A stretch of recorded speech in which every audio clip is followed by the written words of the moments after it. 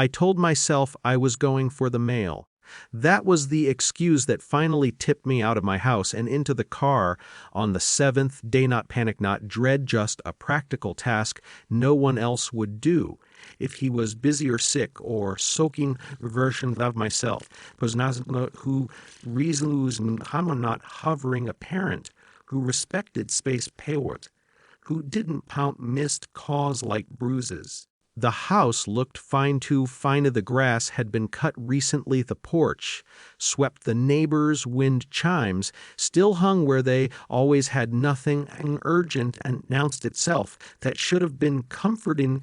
Instead, it made me feel foolish for being there at Aki already in my hand. Unlocked the door and stood in the entryway longer than necessary listening. The refrigerator hummed somewhere. A pipe ticked as it cooled. I didn't call his name. I didn't want to hear how empty it might sound. Sat at the kitchen table, let my breathing settle, noticed the stack of unopened mail. Mine forwarded months ago, because he never remembered to update his address with the bank, a detail I'd used as justification more than once. He still needs method. Thought had always brought comfort. Now it tasted different. The sound came from down the hall.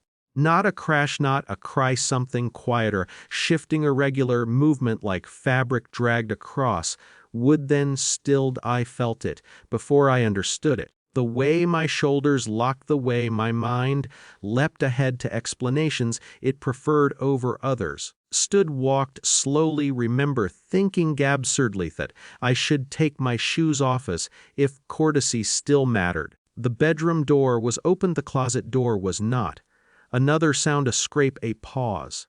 I stopped a few feet away, close enough to see the thin line of shadow at the base of the door tremble, close enough to realize that whatever was happening in there had nothing to do with me, that this was not a moment meant for parental improvisation. I stepped back instead of forward. Calling the police felt like betrayal and relief. At the same time, my voice was steady when I explained. He did not embellish. I did not cry. Told them I was the homeowner's parent, that he hadn't answered in a week, that there was movement inside a locked closet. Arrived quickly, quietly. 2 officers, professional, contained. They asked me to wait in the living room. One of them noticed my hands shaking and offered water without comment. This was the moment control shifted cleanly, and without drama. I didn't argue. I didn't follow. I stayed where they told me to stay. Heard the command first clear load, then the sound of the door being forced open. What followed was not a scream, not chaos, just voices, instructions, the flat language of procedure. Brought out a man I didn't recognize at first because he was thinner than I expected, hair, grown, long eyes, darting. He was cuffed, blinking hard as if light itself were an accusation behind. Hemon officer carried a duffel bag. It sagged with weight. The closet wasn't hiding a victim. It was hiding a person my son had chosen not to introduce me to. Someone with an outstanding warrant, someone who had been sleeping in that dark, narrow space while my son ignored my calls along with him. Stolen electronics, falsified IDs, quiet, deliberate mess of choices that had nothing to do with fear and everything to do with secrecy. My son arrived while they were cataloging items on the dining table. He froze when he saw Minot, surprised, not relieved, just caught. Sometimes twice. No one raised their voice. The officers explained what would happen next. The words aiding and abetting floated briefly, then settled into paperwork. My son nodded where appropriate. He did not look at me until the very end. When he did, his expression wasn't anger, it was something closer to calculation, already adjusting to consequences. I recognized that look. I'd seen it before years ago when he decided he would rather be right than understood. Didn't want you involved, he said, not unkindly. I nodded a no.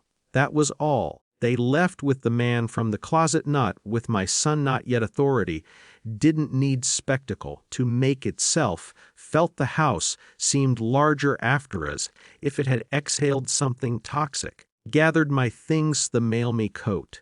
At the door I paused for a moment, old instinct surged. To cliento fixto explain how love had made me cross a line and how I would do it again, if needed. Instead, I handed him the forwarded envelope's practical neutral. I won't come by unannounced again. He said it wasn't a threat or a promise, just information. He watched me as if weighing whether to believe it. Outsideth afternoon had gone on without us, cars, past wind, moved the chimes, nothing about the world marked what had shifted inside that house. Drove home alone, knowing something important had ended. Not my concern for him, but my access, and something else quieter had begun.